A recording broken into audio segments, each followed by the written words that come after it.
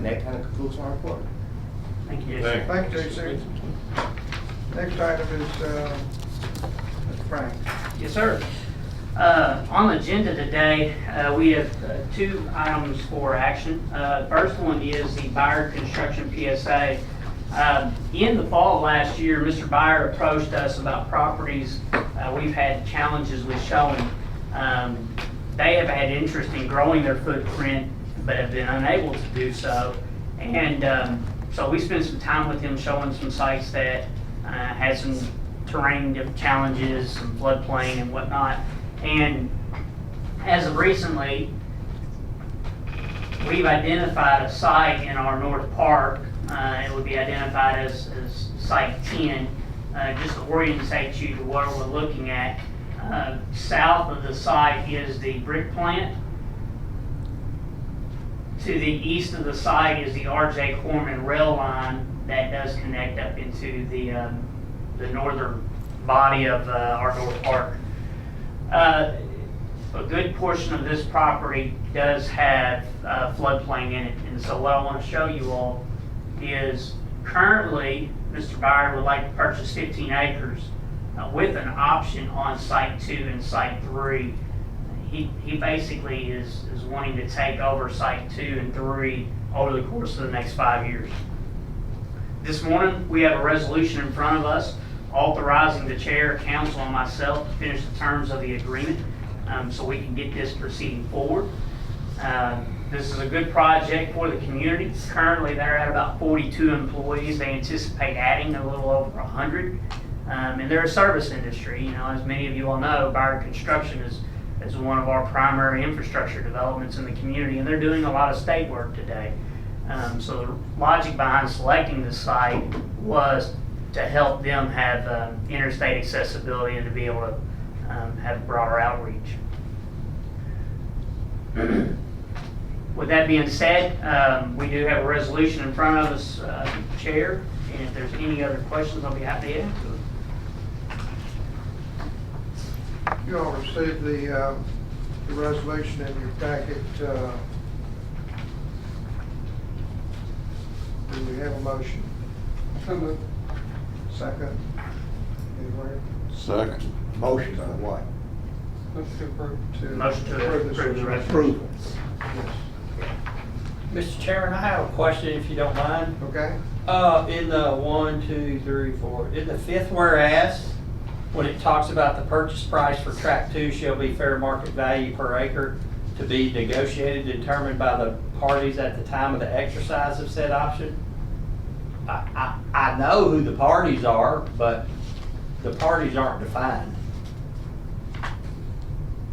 I think I know who the parties are. Between the IDB and the seller. That's a great point, Mayor. And I would assume that sale, if you go to the now therefore be it resolved, that the sale of that tract would be approved by the board chair, the executive director, and the board council.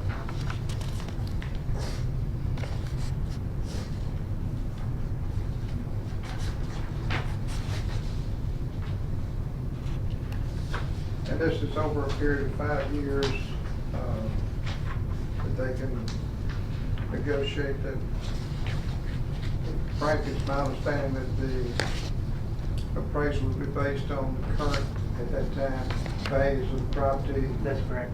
And some of it is floodplain, which would take it off of the industrial board and put it back into tax revenue, so that would be a positive side if we were able to. Mayor, right? Yes, sir. I think we'll modify that, therefore, that we bring back option 2 or Site 2 back before the board for approval of that. And that would clarify, and then we'll define the parties being the IDB and the Byard family. You want to read it as it would be on that paragraph?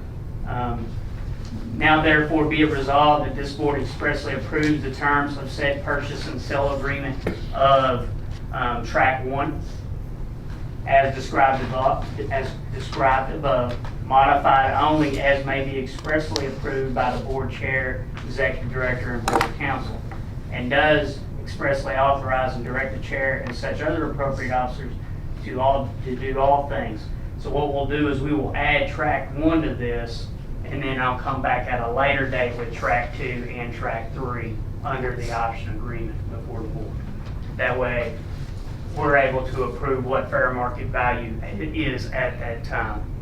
Is that sufficient, Mayor? Yeah, I mean, I hate to be picky, but I look at resolutions every month. That's great. You made the motion, you want to revise it? I think Conjure made. The motion to approve was to put it on the floor for discussion. So I don't know that any of the discussion, and we might go to legal counsel for parliamentary procedure, but with the additions that were made, does it really change the intent of the document, or does it? So do you need a new motion? I think if it's a friendly amendment, is the way I would treat it, and if the person that second would accept it as a friendly amendment, then the board could vote on it without having to vote on an official amendment, would be my opinion. I would agree with you. I'm okay with You that. second? I seconded it. I'm okay with that.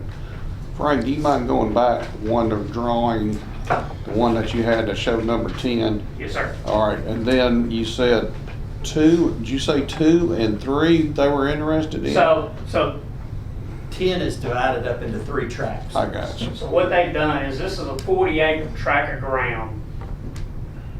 Their initial purchase is 15 acres. The initial purchase is the usable land. That's this portion of the site, Okay, south. Tract 2 they've identified as floodplain, and tract 3 would be what is north of the floodplain. Purpose of going after tract 2 is at that point, with their growth, they anticipate they're going to need to have stormwater retention on the site, and they will have to grow some type of water basin in that floodplain to do that. And I will show you this photo here is more aligned. This is tract 1, tract 2 is the floodplain, and tract 3 is the remaining, and this is about 24 total acres. And that is I mean. This is a depiction, it's not a formal survey. So track 1 is exactly 15 acres. That's correct. That's correct. So we know it is exactly 15 acres. Those pins have not been set yet, but based off of, this was an ALTA that was done in previous history, and we're basing this 15 acres off of that ALTA survey. Yeah.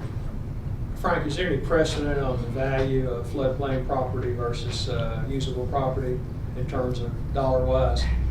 I mean, in our situation, it's cropland. I mean, we know we're not putting any usable buildings on it. To give us an idea of what market rate is, at that time, it would be based off of what property is going for, cropland is going for. That answer your question, Don? It's obviously not $40,000 an acre. I wouldn't anticipate that. All right, we've had the discussion, we've had a revised motion. Okay, any further discussion? If not, all those in favor of the resolution say aye. Opposed likewise. Motion passes as amended.